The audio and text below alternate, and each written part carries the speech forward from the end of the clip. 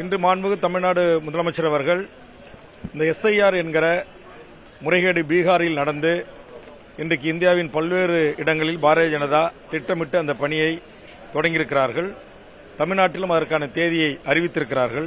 ஆதலால் இந்த மண்ணின் பூர்வீகுடி மக்களான இஸ்லாமியர்கள், கிறிஸ்தவர்களை குறிப்பார்த்து வாக்காளர் அடையாள அட்டையிலிருந்து நீக்குவதும், வாக்கு உரிமை அற்றவர்களாக அவர்களை ஆக்குவதும், அதுபோன்று RSS அல்லது பிஜேபிக்கு வாக்களிக்கக்கூடிய வட இந்தியர்களை தமிழ்நாட்டில் அதிக வாக்காளர் எண்ணிக்கையில் சேர்க்கின்ற ஒரு வேலையும் அவர்கள் கனக்கச்சிதமாக செய்து வருகிறார்கள். ஆதலால் இதை உடனடியாக தடுத்து நிறுத்த வேண்டும் என்று என்னுடைய கருத்தை நான் முன்வைத்தேன்.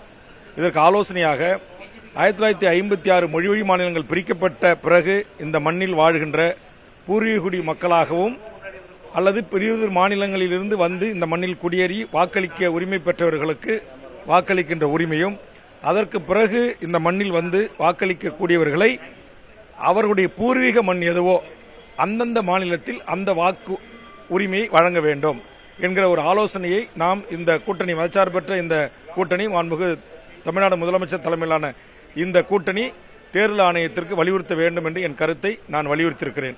அதற்கு ஒரு ஆதாரமாக ஒரு கருத்தை நான் சொல்லியிருக்கிறேன். ஏற்கனவே OPS அவர்கள் முதலமைச்சராக இருந்தபோது 2016 TNPC ஊடாக இந்திய நாட்டைச் சேர்ந்த எவர் வேண்டுமானாலும் TNPC ஊடாக தேர்வு எழுதி அரசு பணிகளுக்கு வரலாம் என்கிற ஒரு உத்தரவை போட்டார்கள். இது மோடி அவருடைய அழுத்தத்திற்கும் அரசுடைய அழுத்தத்திற்கும் தான் அந்த உத்தரவு பிறப்பிக்கப்பட்டிருக்கிறது.